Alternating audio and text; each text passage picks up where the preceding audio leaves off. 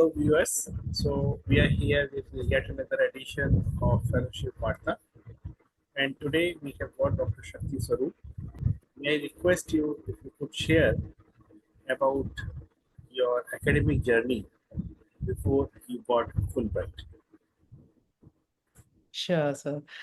First of all, thank you so much for having me here. And it's a great honor to speak about my academic journey because it's been quite a journey with a lot of gratitude. First, with my PhD guide, Professor Ranjan Ganguly from Aerospace, and even before that, all the teachers I had. So it's been a wonderful journey so far. So I did my undergrad BTech from VIT Vellore, and it was in Triple E Electrical and Electronics Engineering. And then I did my master's in nanotechnology. And then I moved on for my PhD to IISc Bangalore. I did my PhD in aerospace engineering with Professor Ranjan Ganguly and Professor Giridhar Madras in Chemical Engineering Department. So it has been a very interdisciplinary journey for me, starting from electrical engineering and transitioning it to nanotechnology, and then going on with aerospace engineering. And after my PhD, I joined as a research associate in IISc Bangalore, and I continued there for like a year and a half. And then I joined VIT as an assistant professor before taking my Fulbright Fellowship. So this has been my academic journey. So in VIT, which department you got associated as a faculty? In Center for Nanotechnology Research.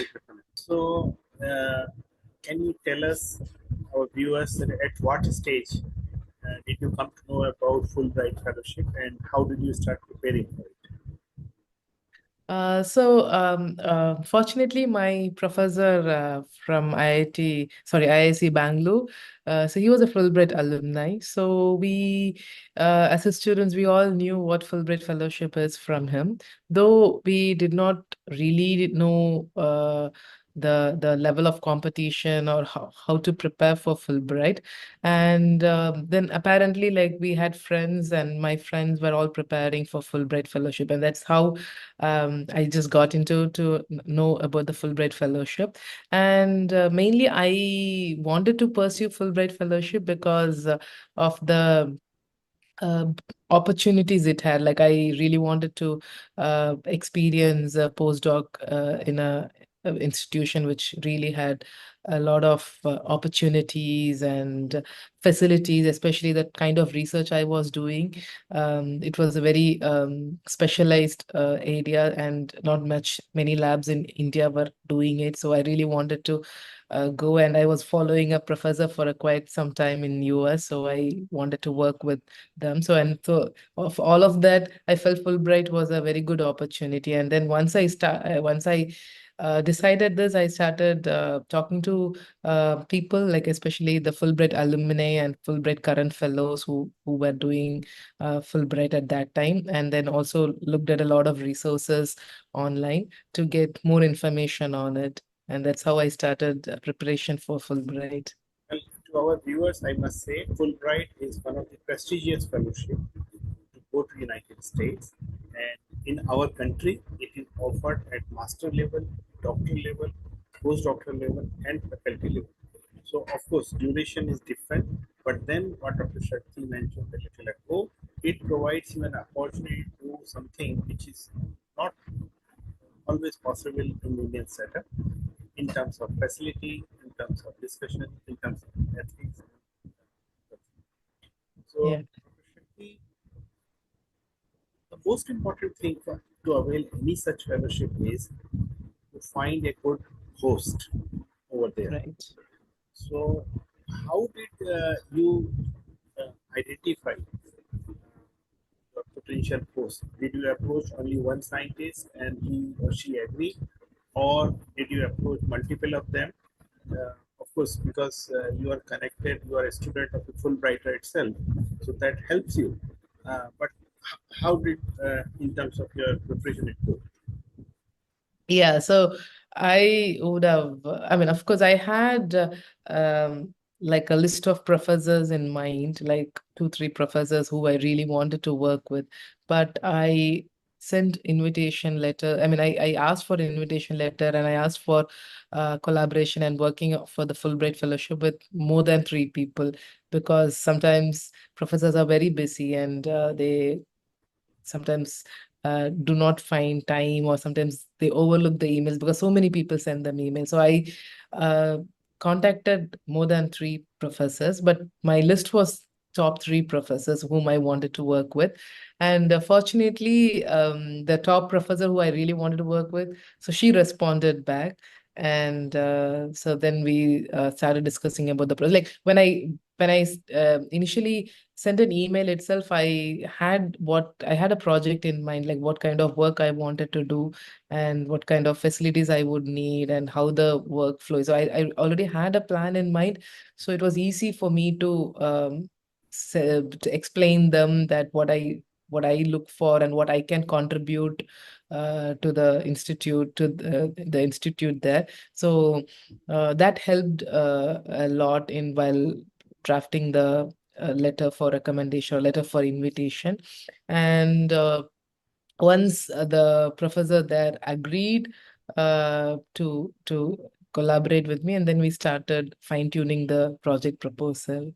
I think it is very important that when we are seeking invitation from any potential host, not only you should tell what you are going to learn over there, but also how you are going to contribute to their Right. overall research goal and how it is going to help them. It's a win-win situation.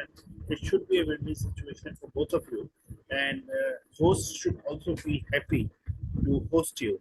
Uh, while they are looking for you. And so, while fellowship is a vehicle, your research plan needs to be agreed much in advance so that you can sail together. Dr. Shakti, can you tell us about your life in US? Where did you go? Uh, how much you enjoyed working over there? What is the best research practices you could learn from there? And how you would like to implement it in future? Yeah. So I joined as a Fulbright Fellow in Brown University. Um, so it's one of the Ivy League universities there.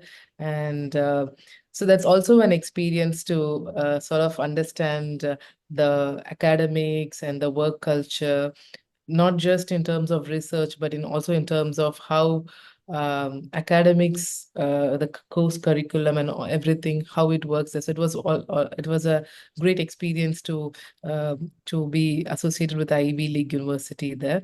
And some of the important aspects were that I mean it's also very interesting that Fulbright is more like a cross cultural exchange program. So it is not just about doing research, but it is also sort of like you represent your country like an ambassador. You go and like tell about the culture of our country and also understand the cultural aspects of people working there. So I had a very good social life. My lab people were wonderful. So we had Chinese, we had Mexican, we had American people working there. So we used to like meet on weekends, and then so there's always this once I cook an Indian meal, and then once that's a Mexican meal, and then there's a Chinese meal. So there was a lot of um cultural stories and okay, what happens in a dinner table in America versus what happens in Asian countries and what happens in other countries. So that was a lot of understanding about the world aspect in terms of social life. And I also did a lot of volunteering there. So I was volunteering for homeless people there, and I was volunteering for a middle school there. So it also gave me an understanding of how school education versus, and also how college education in India, how poverty in India, how homeless situation in India is uh, different from how US looks like. So that was another interesting aspect of understanding world for me. And most importantly, according to the research, one thing is obviously there's a lot of the infrastructure and the facilities. And so as I said that I worked on a very specialized area, which is bio-inspired robotics, flapping robotic systems. And so there in that lab, I had the opportunity to work and to see how a real bat flies and how the aerodynamics of bat is studied. So I, as an engineer, I'm not a biologist. So I actually looked at how biologists look and work on the biomechanics of that particular problem. And then we had aerospace people, we had electrical engineers. So there's a whole interdisciplinary, I would call like a transdisciplinary culture there. And that is very important. So that's one of the best practices that I saw, that the collaboration between different departments and learning to adapt. So my one of my professor was in evolutionary biology. So she's really studied the biomechanics of bats. And then the other professor I was collaborating was in aerospace engineering, and he would understand how the systems work in a wind tunnel condition. Like wind tunnel is basically a simulated environment of how the air conditions would look like in the atmosphere when the flight is going. So that was then. And then I worked with the um, professor from mechanical engineering, and then we were looking at the mechanical aspects of it. And as a person who worked a lot on materials engineering, I was able to work on different wing materials and see how a composite material can be beneficial in terms of a rigid or a traditional wing. So there was a lot of interdisciplinary aspects going on for one particular project, and there was a lot of new ideas and new information which was flowing through it. And that is one of the best research practices I felt, wherein there's so much collaboration happening between departments. And so the work sort of feels addressed from different aspects. And second thing is that I also had an opportunity to like mentor master students and work with PhD students. So the culture there is like the undergrad students, then the master students, they're all involved in research. Like they sort of are encouraged to be a part of a lab during their summer break or like an internship. So they come and then they work with you. And it's also very interesting to work with these young minds who are like very fresh engineers with like really new ideas and thoughts.